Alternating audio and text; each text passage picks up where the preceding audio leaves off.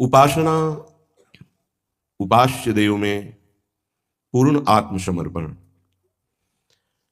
समस्त उपासकों के जीवन में जब कोई दृढ़ निश्चय करता है कि मुझे भगवत प्राप्ति करनी, भगवत साक्षात्कार करना है, या तो कोई भारी भय उपस्थित हो जाता है माया के द्वारा, या कोई भारी प्रलोभन उपस्थित होता है। दोनों में प्रार्थना है उपासक पहचाने कि ये विघ्न है, ना कि सत्य है। वो सत्य नहीं है, ना प्रलोभन और ना भय। पूज्य भाई जी महाराज ने जब निर्णय किया हृदय से कि अब सब कुछ त्याग करके एकांत में निरंतर प्रिया प्रीतम का भजन करेंगे, तो उसी बीच में एक बहुत अरब खरबपति धनी आए और भाई जी से पूर्व परिचय था उनका। भाई जी, आज भगवान ने मुझे प्रेरित किया है। क्या? बोले सर्वस्व आपको देने का।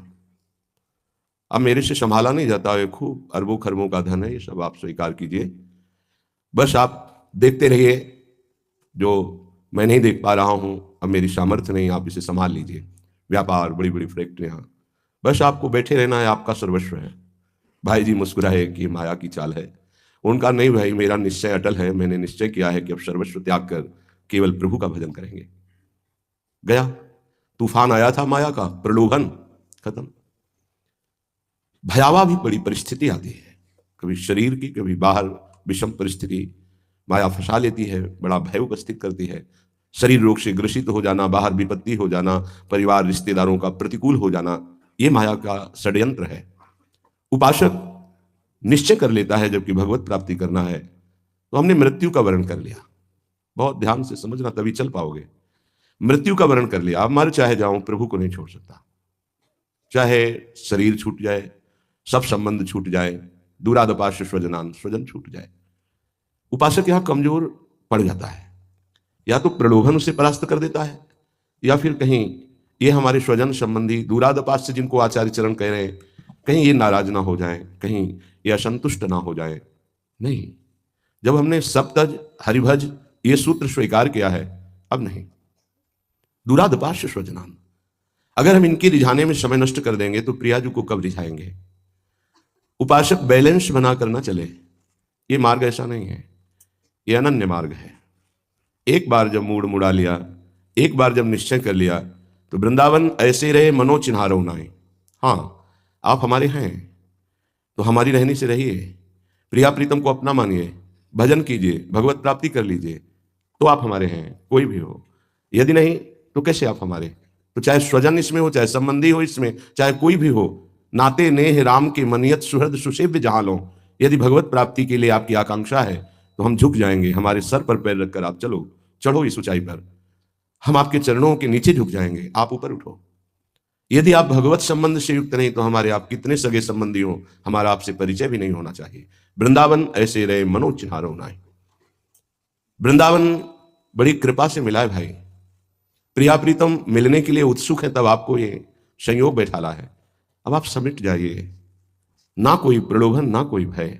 आप 4 रोटी पाते हैं, प्राणों का पोषण हो रहा है, दिन रात आयु नष्ट होती जा रही है, लक्ष्य बहुत दूर है, हमें पहुंचना है, शाम होते होते अपने घर पहुंचना है। जीवन की शाम कहीं रास्ते में न व्यतीत हो जाए, हम अपने घर आ जाए, अपने प्रियालाल से मिलने। बड़े विघ्न हैं, बड़ा खिंचाव है, बड़ी बाधाएं हैं, पर दृढ़ निश्चयी के मार्ग में नहीं।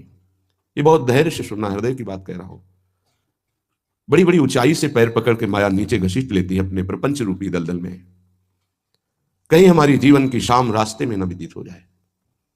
जीवन की शाम होते होते एक बार लाडले युगल सरकार के चरणों में माथा रखते हैं। यही हमारा सौभाग्य उदय हुआ है कि श्री जी ने मार्ग दिया है। हमारी अंतिम श्वास उनके चरण पकड़ के छूटे, ये लक्ष्य बना लो। समस्त वैभव इनके चरणों में है। प्रणत कामदम पद्मजार्चितम धरणि मंगलम ध्येय मापदे, लालजू के चरणारविंद। चिंतामणि प्रणमताम ब्रजनागरी राम। एक बार जो गोरे चरणारविंद को प्रणाम करता है, श्री जी चिंतामणि की तरह उसके चिंतित पदार्थों को, चिंतित वस्तुओं को प्रदान कर देती है। क्या हम पदार्थ और वस्तु श्री जी से लें? श्री जी को ही क्यों ना मांग लें कि आप हमारी स्वामिनी और हम आपकी सेवा में मगन रहे? इससे बढ़कर हमें और क्या मिल सकता है? यहाँ की हर वस्तु नाशवान, हर पद नाशवान, हर प्रेम यहाँ का नाशवान है, शाश्वत नहीं है। क्योंकि शरीर ही शाश्वत नहीं तो यहाँ का व्यवहार शाश्वत कैसे हो सकता है? हमसे चूक हो जाती है, हमसे गलती हो जाती है। हमारी श्री जी करुणामयी है, उनकी तरफ ध्यान नहीं देती है। अब एक लक्ष्य बनाना चाहिए, हमें श्री जी चाहिए। ऐसे ही रटो, हमें श्री जी चाहिए। मन अब नहीं, अब मुझे श्री जी चाहिए। मैं थक गया, तेरी बात पूर्ति करते करते फंस गया। अनंत जन्मों से तूने मुझे फंसाया, अनंत जन्मों से तूने मुझे पश्चाताप की अग्नि में जलाया, रुलाया। अब नहीं, अब तो श्री जी के लिए रोएंगे, अब श्री जी के लिए जलेंगे, अब श्री जी के लिए ही हमारा जीवन है। उपासना का आंतरिक स्वरूप यही है। अगर अंतर में हमारी ये बात नहीं आएगी तो विषयों का जाल बुनने वाले मन और बुद्धि ये हमको फंसाते रहेंगे। जब हमारे द्वारा कोई भी विपरीत आचरण हो जाता है तो शास्त्र वाक्य सुनते हुए भी नहीं समझ में आते, गुरु की बात सुनते हुए भी समझ में नहीं आती। गुरु का प्रेम बहुत लघु लगने लगता है और संसार के संबंधों का प्रेम गरिष्ठ हो जाता है, वो प्यारे लगने लगते हैं जब हमसे त्रुटि हो जाती है।